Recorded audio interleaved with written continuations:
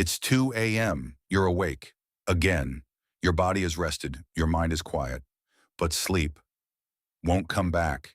You've Googled it, taken the magnesium, put your phone away an hour earlier, and still 2 a.m., wide awake, alone with your thoughts. What if this isn't broken? What if, for most of human history, this is exactly what was supposed to happen? In 1997, a historian named Roger E. Kirch was sitting in a London archive office.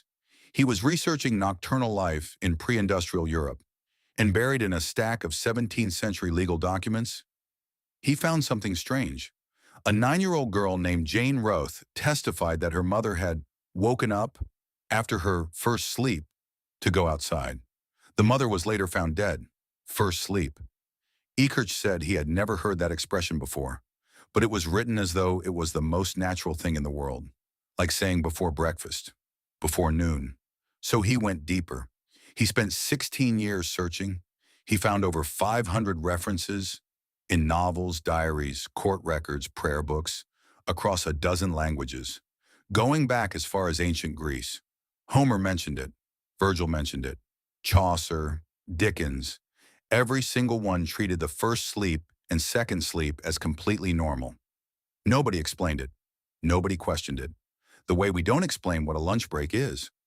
For thousands of years, human beings did not sleep in one long, unbroken block.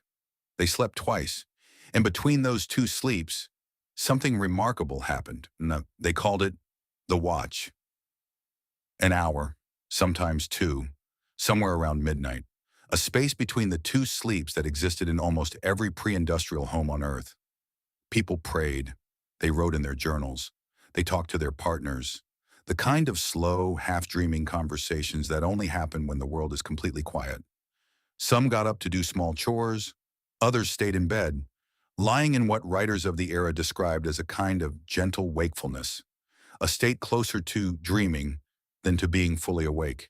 Ekert called it an interval of peace between the two sleeps, not insomnia, not a disorder, a feature. In the 1990s, a psychiatrist named Thomas Ware decided to test this. He gave volunteers 14 hours of darkness per night, simulating pre-industrial conditions, for an entire month. No artificial light, just dark, and time, within weeks, without being told, without any instruction. Every single participant shifted to two-phase sleep. They woke naturally around midnight, lay quietly for about an hour, then drifted back to sleep. Their bodies remembered something their modern lives had completely erased. So what happened? How did a sleep pattern that existed for tens of thousands of years just disappear? Two things, and they happened fast.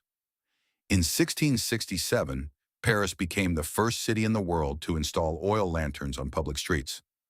Other cities followed. Night stopped being dangerous. It became an opportunity for commerce, for entertainment, for ambition, and waking at midnight became inconvenient. Then came the Industrial Revolution. Factory shifts didn't care about your biology. You slept when the schedule allowed. The alarm clock, invented in the 1840s, didn't exist to help you wake up. It existed to make sure you showed up.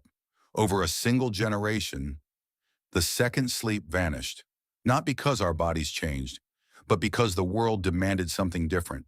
And then Thomas Edison arrived. Edison called sleep a bad habit. He slept 4 hours a night and called anyone who needed more lazy.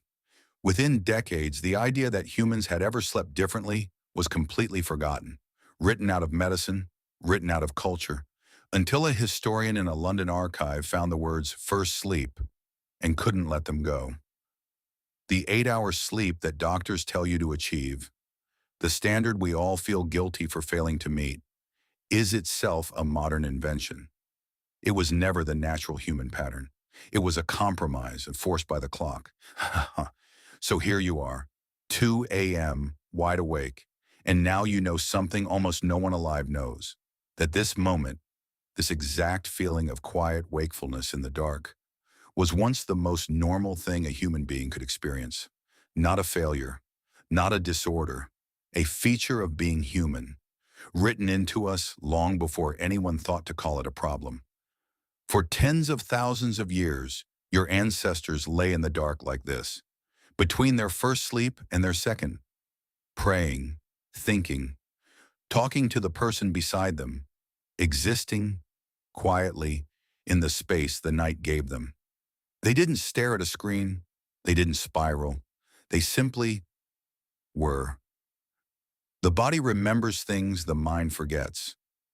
Maybe 2 a.m. isn't trying to steal your sleep. Maybe it's trying to give you something back.